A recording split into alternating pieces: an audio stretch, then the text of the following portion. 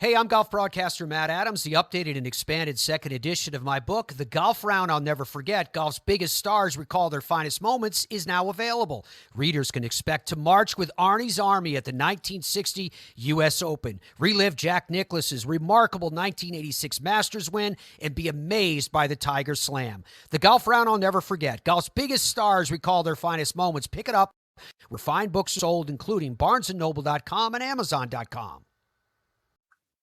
Welcome to Football is Family, a podcast dedicated to the fan and fan experience. My name is Jeremy McFarland, and I want to look at the positive behind what makes football so enjoyable to watch and follow. I want to know why you are a fan of your team, of a player, or an era of football. Whether the pros, college, or high school, I want to hear and share your stories and your love for the game. If you want to be part of this podcast, please message me on Twitter at Jeremy_McFarland or on Facebook at the Football is Family Facebook page. This podcast is part of the Sports History Network, your headquarters for the yesteryear of your favorite sport. You can learn more at sportshistorynetwork.com. Hey, everybody. Welcome back to the Football is Family podcast. And I have a special guest today. Would you like to introduce yourself? Hey, everybody. My name is Bob Lederer, a lifetime New York Jets fan from the very beginning, from 1963. Not before then. The Titans really were terrible, and I didn't pay any attention to them.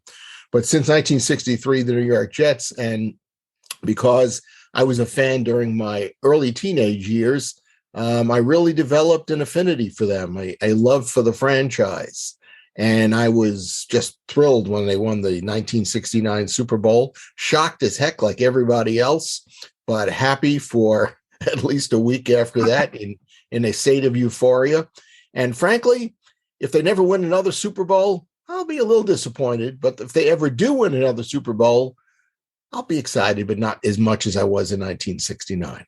Yeah, I was about to ask, would a Super Bowl now be anywhere near as great as the Super Bowl in 69? No, only because I was in such a formative age. I was 16 the day the Jets won Super Bowl III, and it was shocking. And as I describe in the book, at one point in the second quarter, the Jets' two defensive ends, Jerry Philbin from the left and Verlin Biggs from the right, were honing in and about to sack the Colts quarterback, Earl Morrall, and he somehow avoided both of them. And I got up out of my chair in the living room of our house in Flushing, New York, which was about 2 miles from the Jets' home stadium, Shea Stadium, got up and started yelling, "Get him, get him, get him." And my dad, who was sitting in the back of the room, who was not a football fan, said out loud, "Bobby, what's the matter with you?" And my Uncle Charlie, who was sitting next to my dad in the back of the room, basically scolded my dad and said, "Paul, leave Bobby alone. He's experiencing something he's going to remember for the rest of his life."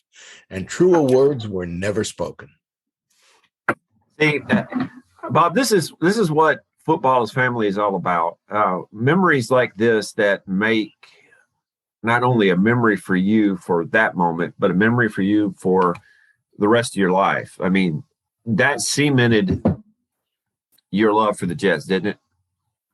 Well, it did. But, the odd thing, Jeremy, is that one of the reasons why that game became such a throbbing, memory in my head is that we saw the whole game from start to finish.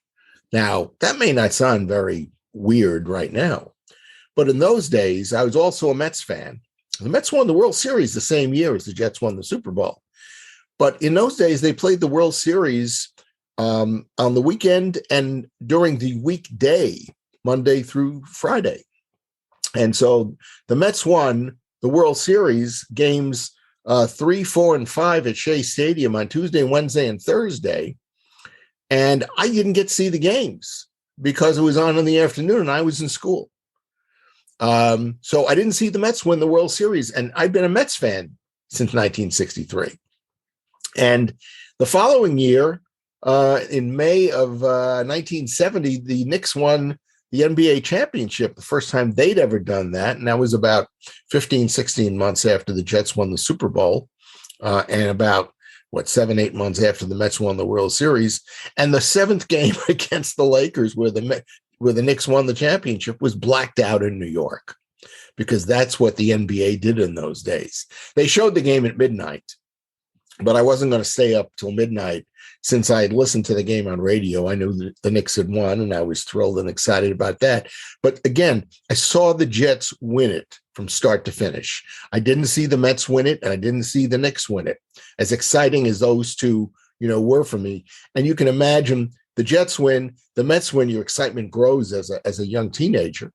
And then the Knicks win, and your excitement is just overboard as another teenager. But when you don't get to see it, it's not the same thrill. Now, it would probably have been a clean sweep if the Rangers had won.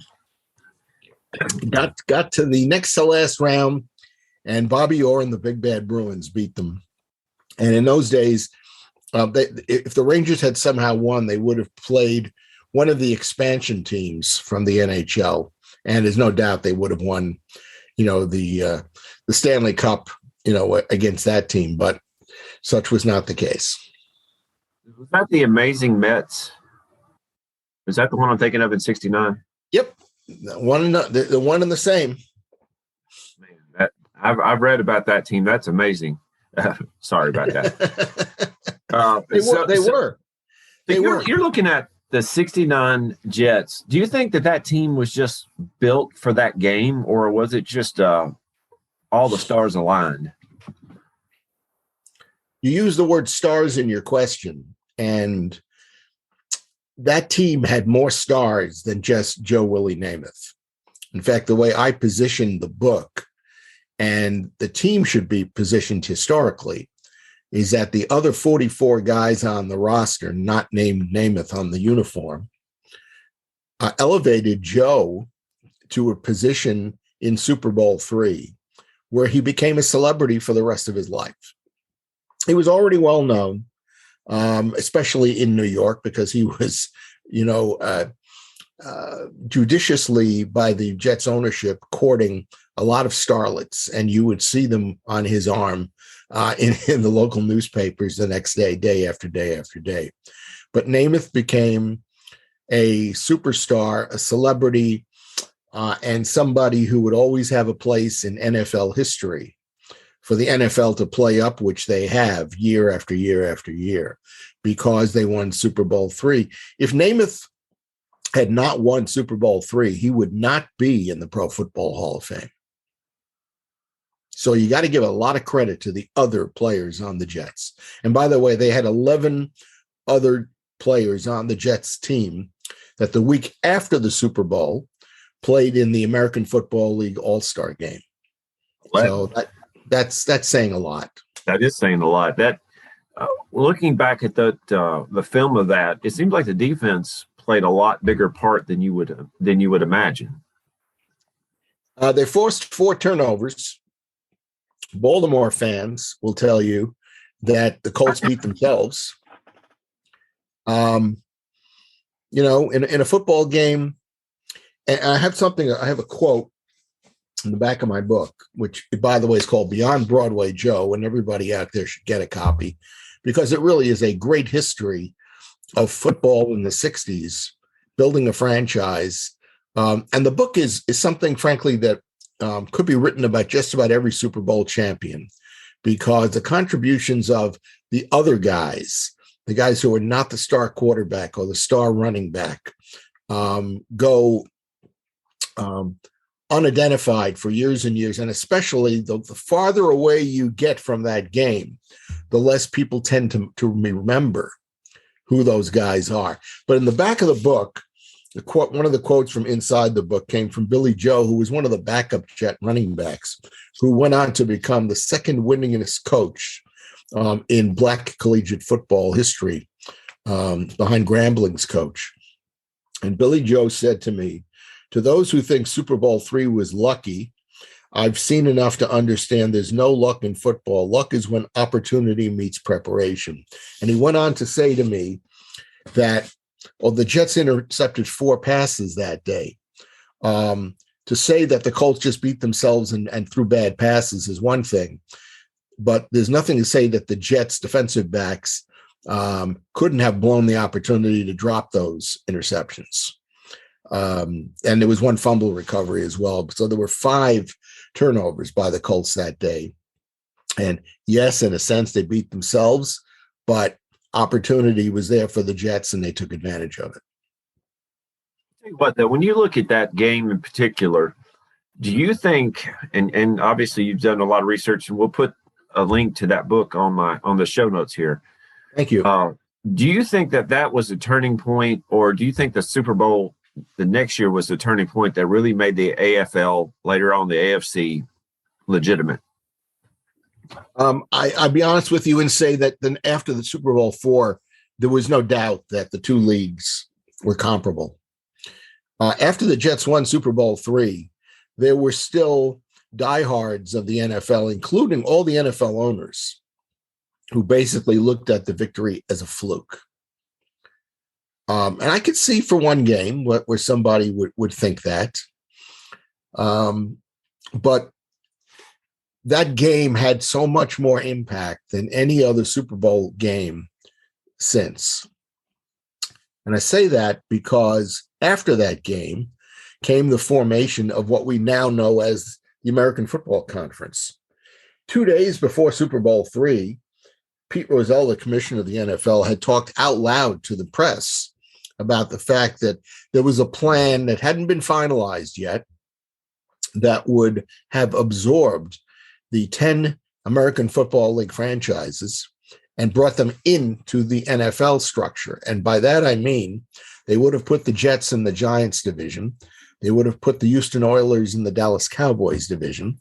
They would have put the San Francisco 49ers and Oakland Raiders in the same division. So you wouldn't have what you have today. And fans today don't know. I'll bet you 95% of them don't understand where this AFC and NFC come from. And it came because after the game, the AFL owners, who were well aware of what Rozelle wanted to do, basically told the NFL owners, no, we want to stay together as a 10-team conference, basically maintain our structure. And in order to do that, 3 teams from the NFL had to move to the American Football Conference. And I'll bet you that the average fan today doesn't really know that the Pittsburgh Steelers and the Baltimore Colts and the Cleveland Browns, all for $3 million each, moved into the American Football Conference from the NFL. And that's why they are where they are today. So that was another element that the Jets win provided. The other thing, and I'll be real brief about this, is that the NFL had been trying to get Monday Night Football off the ground. After Super Bowl III, it became an easy sell to ABC because they didn't have professional football. NBC and CBS did. In those days, by the way, there was no Fox. And ABC said, hey, we'll take Monday Night Football. We'll put it on. And of course, it became the big thing for 30 or 40 years. And there were some other things that happened as a result, including, renegotiated contracts with the TV networks for much more money. The players got paid much more money and such. So that game was really, really dramatic in its impact. So it was because of 16-7 score that we have what we have today. I can't imagine what it would be like to have the Jets and the Giants in the same division. That would be brutal 2 times a year. Good gracious. Well, yeah, in a sense, that's what it is. I frankly, I'm glad the way it is. I don't want to play the Giants every year. There's a sameness to it. In the early days, even the exhibition games were exciting because it was the only time they played each other. And the players would say that too. But these days, they're in the same town. They see each other socially, share the same stadium. So I'm glad they don't play each other twice, a year. I mean, if I can just switch to baseball for a second, yeah. I don't really like interleague play because the World Series used to be very special. It was, except for the All-Star game back in the 60s, it was the only time you saw Sandy Koufax face Mickey Mantle. These days, if they were both playing, well, they'd each be 100 years old. But if they played each other, 6-7 times every other year, which is what happens now, there would be a sameness to it. And I think interleague play, although it has its pluses when the big teams play each other, I don't think overall that it's a great idea. And so, that's how I look at the NFL the same way. Let them play separately. I live in Chicago now, so I'm glad when the Jets play the Bears every once in a while, because if they play in Chicago, maybe I'll get a ticket and be able to go see a game. It's the only way that I'll ever really get to see the Jets play. How hard is it to get tickets up in Chicago? It's really hard because season ticket holders pass them on generation to generation in their wills. So if the Bears suck, you can get tickets from a Bears fan, and if it's late enough in the season, they'll say, to heck with it, you can have my tickets. You don't even have to pay me for them. I don't want to go. We've had some issues in the last 3 years about Titans tickets becoming a lot harder to come by. About 4 years ago, I was able to, a guy couldn't go. So he said, you want to go to the Texans game? Yes, here's the ticket, go. Now it's sell your left arm. And it's amazing what winning will do. Yeah. Oh yeah. It's a game changing type of situation. I mean, and the Jet fans are so avid and so much want a winning team and want to go to the Super Bowl desperately, that they are unwilling to do the one thing that might actually make that possible. And that is to stop buying tickets and boycott the team. Because until they do that, management is not going to take them seriously. And they'll just continue what they've been doing all along. Not that I don't like, the general manager and the coach they have in there now, but, they're in year 2 of coaching and year 2.5 of general managing. And I think you have to give them probably 4 or 5 years to prove themselves. That's one of the things I learned in researching my Jets book, is that you have to have some patience. You have to give the coach and the general manager time to get the right players and to coach them up and turn them from collegiate, stars where they're playing against guys like you and me. And all of a sudden they're professionals and they're playing against guys who are bigger than them, at least as fast as they are, but way more experienced and really know you and how to work against you. Here's a great example. Don Maynard, who died a few weeks ago, told me for the book that he much preferred as a wide receiver to have to go one-on-one against a defensive back who was a veteran, because he knew exactly what those veterans' tendencies were and how he could manipulate it and get by them and make them do something that they maybe weren't planning to do, or he himself do something that they couldn't possibly prepare for. He said with a really young, athletic, let's say rookie cornerback, he didn't know what to expect. So it was much more of a question to him going into the game. I'm sure this is in your book. Again, what is the name of the book? Beyond Broadway Joe, the Super Bowl team that changed football. Now, I want you to correct me if I'm wrong, and there's a good chance that I am. My wife will tell you that there's a really good chance that I am. Weeb Eubanks was the coach at that moment, right? You got it. And the general manager. And the general manager. Okay, I was going to ask you that. The Jets were basically reborn in 1963. They were once the New York Titans due to money and things like that. And Sonny Werblin, is that who bought them? He was the head of the syndicate that bought them. Okay. From 1963 to 1969, what were the Jets like? Winning, losing, their culture was pretty rough. It was a struggle. I just said a few minutes ago, patience. Okay, that's what I was going to ask. And I'll give you a perfect example. Let's look at their record. 1963, Weeb's first year as the coach, and he had no players at all. The Titans left him no talent whatsoever. The Jets had not had a collegiate draft because the Titans had done the drafting in October of 1962. They had no money, so they didn't sign anybody.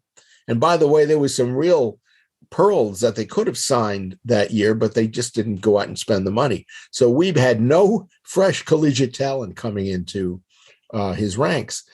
The best talent that he got that wasn't already there came as the Baltimore Colts, where Weeb had been before, started cutting young players. Because Don Shula, who succeeded Weeb in Baltimore, told the players as he was cutting him, go talk to Weeb up in New York. I think he might have a job for you. And 4 or 5 of the players that the Colts cut went to the Jets in 63, in the late summer of 63, and stayed with the team and actually became starters and were on the field as starters in Super Bowl III and faced Shula himself. So that was where he got most of his talent. So they were 5-8-1 in 1963. In 64, they had a pretty good draft. They added a number of pretty good players. Their record at the end of the year, 5-8-1. In 1965, they added Joe Namath and 3 other guys who went on to become AFL All-Pros. And this may sound like a broken record, but at the end of the year, their record was 5-8-1. Doesn't sound like a lot of progress, except that the league, the American Football League, was getting better too. And so the Jets were not getting incrementally that better as far as the talent immediately, becoming world beaters. Like Namath did not beat the world, his rookie year. He showed exceptional promise, and he was the AFL Rookie of the Year, and he showed talent like, nobody could imagine. But he did not break all the records that year. So now we're up to 1966. And in 1966, they finished 7-7. Okay, some progress. And in 67, they finished 8-5-1. They missed the playoffs because they tied the Houston Oilers in a game at Shea that they should have won easily. And finally, in the 68 season, they finished 11-3. So it took 5+ years. Weeb in Baltimore from 53 to 58, when the Colts won the NFL championship for the first year. If you look it up, it was a very, very similar progression. It was slow. For a fan, it might have seemed tedious, but the thing I really got out of the research I did for the book and talking to the players is that being coached up by the assistant coaches on being a professional and what you had to do to really, make it against these other veteran players that you were up against, was a challenge. And you had to give it time, and you had to let these guys get the experience on the field. And as they did, they got better. And that's what I see with the Jet team today. If you look in this past year, especially, their cornerbacks were basically a bunch of guys named Tom, Joe, and Harry who'd been drafted in the 6th and 7th round, and some were free agents. And somehow the Jets coaching staff made them into pretty good professional prospects. One of the guys, the left corner, is pretty damn good. The other guys are showing a tremendous promise. They may not be starters, but they're going to be hanging around a lot as, true professional players who, if you put them in the right position, can make important plays for you. And that's from being coached up. Well, just being coached up. Y'all beat the Titans about week 3 or 4. Still hurts right now. With our backup quarterback. Yes, thank you. I appreciate that. That just makes it even better when you brought that up. I appreciate that. Sorry, I'm taking a second, and I'm sorry. You're basking. I can see you're basking in it. But between beating them and who else did we beat? We should be in the Super Bowl against the Rams.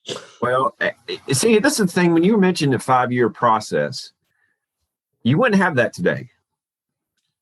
No, it's too well. You also have a lot of free agency that you didn't have then. But even on that point, I can make the argument, and I would if I was running a professional football team, and I am in no way in a position to do that. Even if somebody came to me and said, "Take over the Jets," Let's see what you could do. And I would say, if I did, I would be a guy way, way, way behind the scenes, just wanting to know what Joe Douglas and Robert Saleh have in mind. And I say that because even in today's context,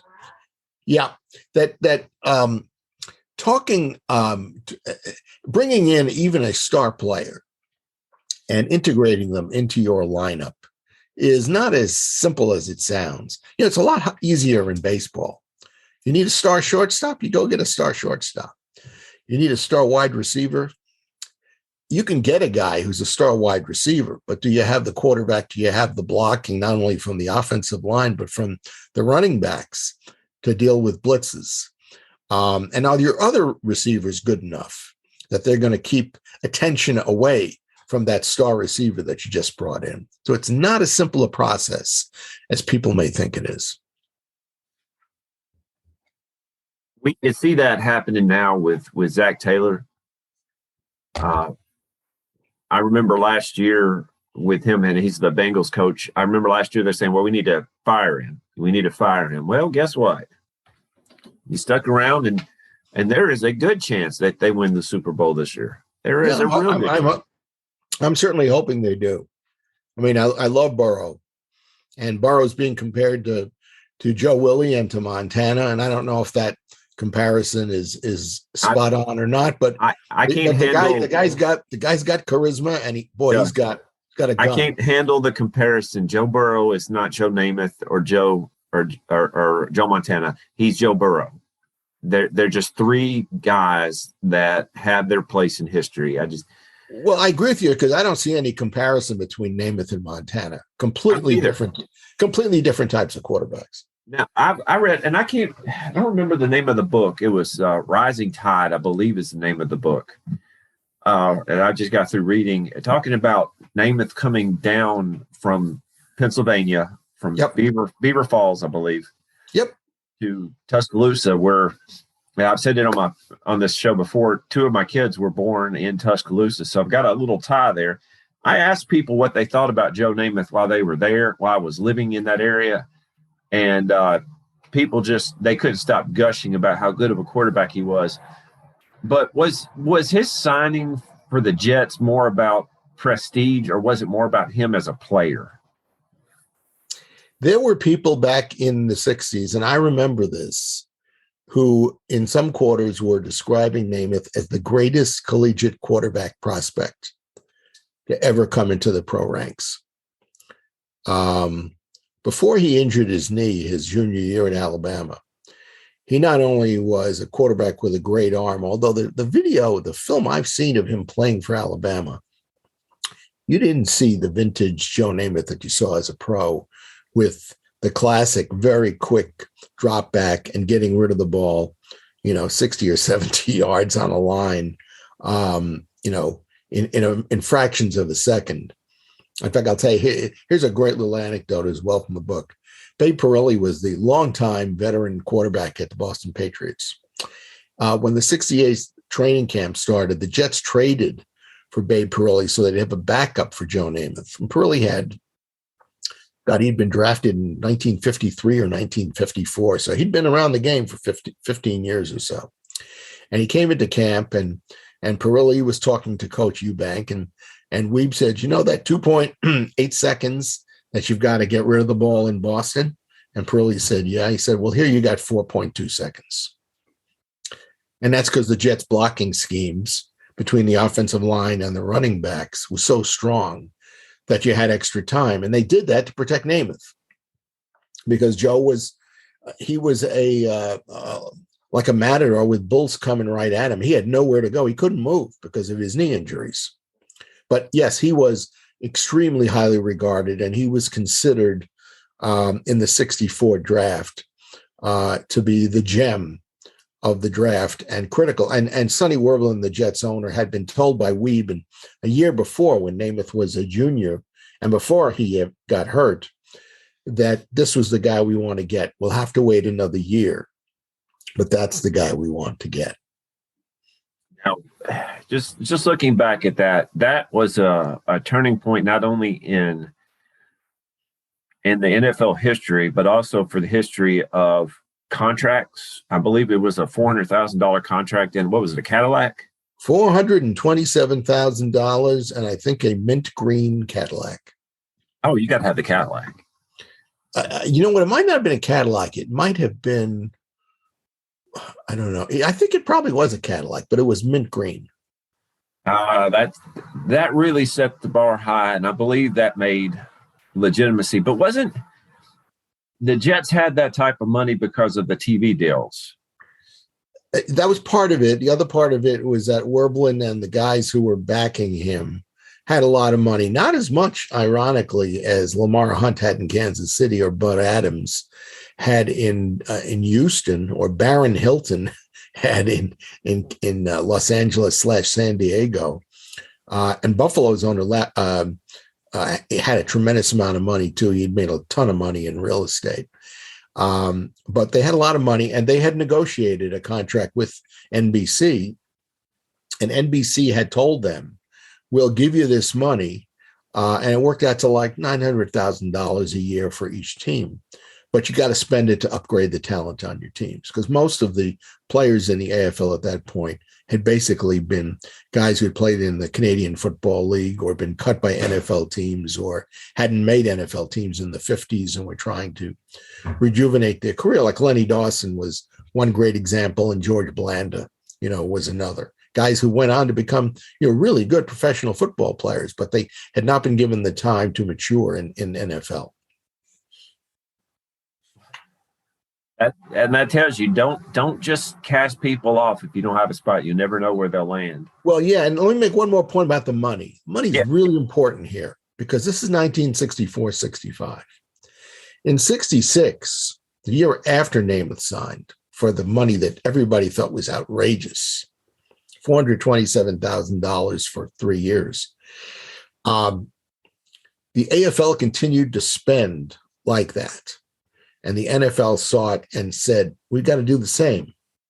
And that's what led to the merger, because the American Football League owners started spending hundreds of thousands of dollars on offensive linemen and defensive linemen and linebackers, guys who were not going to become stars that NBC was necessarily going to highlight every week, the way they would a quarterback or a great running back.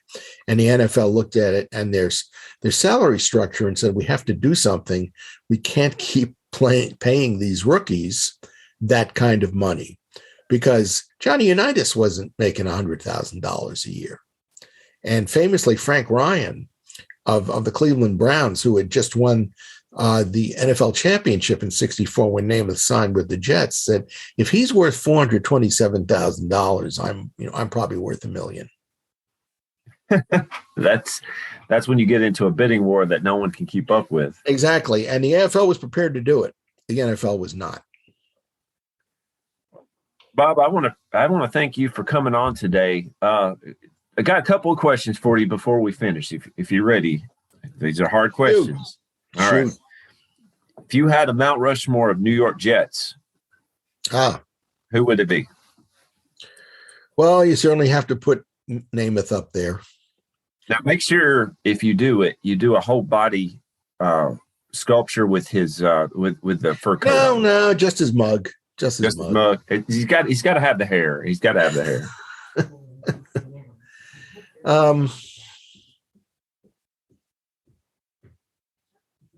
They've had some great running backs. And, I have to be honest with you, I'm 69 years old, and the names don't come out of me quite as quickly anymore as they once did. But you have to put Maynard up there as well, because he still holds most of the Jets receiving records. I think you have to put Joe Klecko up there, probably the best defensive lineman they've ever had. And they've had some really good linebackers. So I don't know who the fourth guy would be. But I would, to this point, consider Weeb, because he's the architect. He's the guy that not only, coached the team, but he also, as they say, as Bill Parcells would say 30 or 40 years later, he bought the groceries. He selected the players that he wanted to bring in. And he did a tremendous job up until the time the Jets won the Super Bowl. Afterwards, his choices weren't very good. But he did a great job of bringing in the right guys and coaching them. And he clearly outcoached Don Shula in Super Bowl III. And the book points out a number of different ways that he did. But and I'll tell you the one anecdote that really stands out. I don't know if today when you get film of the other team for the next game, maybe you know this, I don't. Do you just get the video or do you also get the audio? That I don't know. I'm assuming you just get the video, but you might also get the audio. But in those days, you just got the video. You got film. So you couldn't really tell very much. But when Weeb left the Baltimore Colts in 1963, when he was told to go away, Don Shula took over as head coach, and he decided to keep Weeb's systems, offensive system and defensive system. So Weeb goes up to New York, and he installs his offensive system and his defensive system. You now have two teams in pro football using the same systems, but they never play each other until January 12th, 1969. And early in the first quarter, Weeb is watching the Colts with the ball, and he hears the signals that they're calling, and they're using the same signals that the Jets use. And he calls over the offensive coordinator, Cleve Rush, and he says, Cleve, watch this. And he sees Unitas call out, not Unitas, but Earl Morrall call out a play. And Weeb says, this is going to be a play. I'm just making this up right here, but this is going to be a run to the left. Sure enough, it's a run to the left. And on the next play says, okay, this is going to be a pass to the flanker, in the right side. And sure enough, that's what it is. We called over Joe and called over John Schmidt, the Jets center. And he said, they're using our exact same system. Exactly the same. Watch. And Joe sees a play or two and says, okay, coach, what are we going to do? And Weeb says, stop calling plays in the huddle. I want you to go to the line of scrimmage. They called it check with me. They would go in a huddle and Joe would say check with me, which meant we're going to the line of scrimmage. I'll call the play from there. And Joe would bark out signals. And the Colts kind of indicated too that they knew what was happening, because Joe would call out signals and get the linebacker and the safety on the Colts to move in one direction by calling out a certain play. But he would immediately change the play, like in a fraction of a second, in the opposite direction. And when you watch Super Bowl III, once the Jets started going to the line of scrimmage and calling plays from there, the Colts are always a step or two behind the Jets receiver, the running backs, wherever the play was going. And that's because no matter how great a professional athlete you are, if they get you going in the wrong direction and the play goes in the opposite direction, you're going to be a step or two behind. And it gives the offensive team, a great, opportunity to take advantage of that. And some of the Jets defensive players did the same thing. They also took advantage of it, although they weren't as clear in their minds what was going on as the offensive players became. But John Schmidt told me this story. I tried to get Namath to confirm it, and he wouldn't talk to me. But Schmidt swore up and down that was one of the keys to the Jets' victory, is that they always had the Colts moving in the wrong direction, and the Colts couldn't figure out why that was happening. Oh, my. One last question. Are you a collector? Some degree. Not of Jet stuff necessarily. I have a lot of, I think, valuable baseball autographs and such, which I got as a kid. I grew up a Met fan, but I have a lot of Yankee stuff. I have autographed pictures from Mickey Mantle and Roger Maris and Whitey Ford and Yogi and all that, which, I have no interest in selling. I'll pass it on to my boys. I don't know if they're that interested in it either. Maybe they will sell it, but I consider it really part of some of my treasured stuff. That's amazing. That's what I was going to ask you. And it is, by the way, we don't get this very often down here in Tennessee, but it's snowing right now. I just thought I'd let everybody know it's snowing. I hope that storm is not heading up. We had enough snow this week. We just dug out from 7 inches yesterday. We had ice, 7 inches. Good gracious. Well, but when you get an inch or two, probably everything stops. Yeah, we don't know how to drive in the snow. No, nobody in the South does. No. So anybody that's listening right now, you go into low gear and you take it nice and slow, because most people aren't going to be on the road. And hopefully the town you live in, there'll be at least some sand or something they can throw, on the ground, even if it isn't actually, ice and snow clearing material. But they do obviously a good job here, in the industrialized north of America of getting the roads, semi-passable. But again, you just have to go slow. We don't have that here. We might have one guy with some table salt outside throwing it on the ground and say, "Here you go, folks." Can't you buy rock salt in like Home Depot or something like that? I'm sure we can. But though, as much as we get snow down here, it's really not worth it. It may happen once or twice a year. Yeah, but when you get ice, you don't want to slip on it. I fell down the other day, but my overcoat was so puffy that I was lucky I landed on my rear end and I didn't really get hurt. But safest place to land. Yeah, exactly.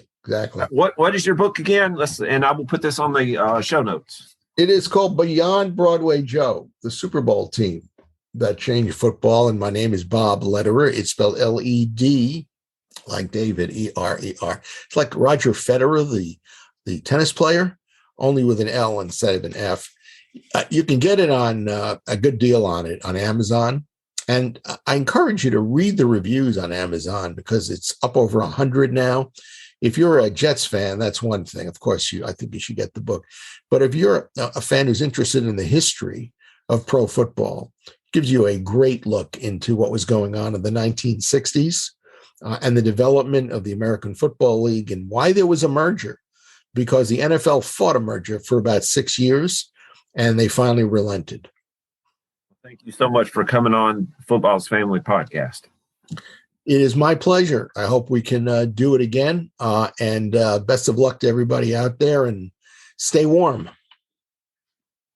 This podcast is sponsored by Play Classic Sports Simulation Board Games, spelled with 2 A's, Plaay. Realistic board game recreations of professional football, hockey, baseball, NASCAR, golf, and more. They cover 9 sports in all, with a 10th, basketball, coming in 2022. You can relive great sessions of the past, create what-if matchups from different eras, and much more. It's fun. So if you're into sports history, you should check them out. That's Play with 2 A's, Plaay, classic.com. And don't forget to use the code SHN at checkout and get 10% off your first order. Hey, are you ready for some football?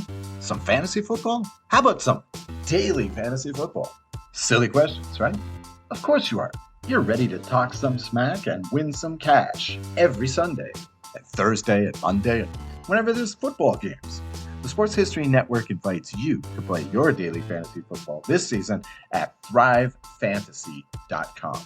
Thrive Fantasy offers hundreds of thousands, millions in cash every day on NBA, MLB, PGA golf, cricket, esports, and of course, NFL football. And just to get the 2021 NFL season started right, Thrive Fantasy is holding its $100,000 guaranteed contest with a $20,000 first prize. Sign up with Thrive Fantasy today to get a 100% match bonus on your first deposit for up to $100 in free daily fantasy football play. Visit sportshistoryNetwork.com/thrive. That's THRIVE, or enter promo code SHN when depositing at the cashier. Join Thrive Fantasy today, earn cash prizes, and support great shows like this at the Sports History Network. Now that's a win-win-win situation for you to kick off your own NFL season.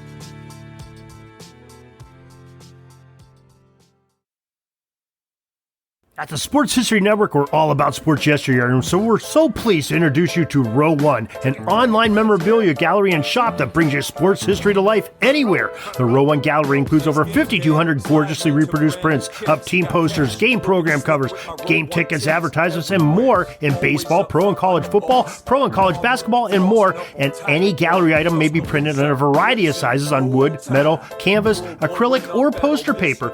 And in Row One shop, check out the thousands more of unique unique items with the retro and historical designs dating back to 1876, including t-shirts, long-sleeve shirts, phone cases, mugs, blankets, pillows, towels, and even shower curtains.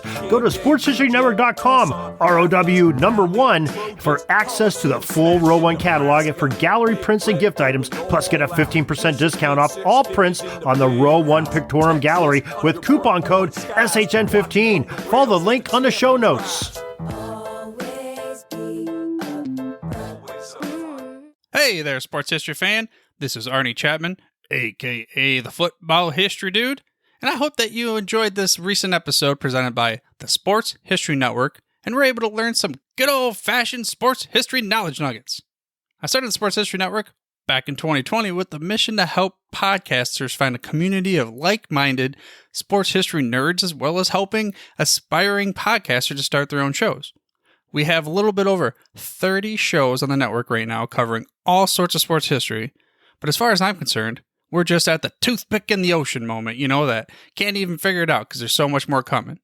We wanted to create the ultimate headquarters for sports yesteryear, starting with Podcast Network and our website, but we're going to continue to move into other mediums as well. And here's the cool part, because we want you to be part of our team.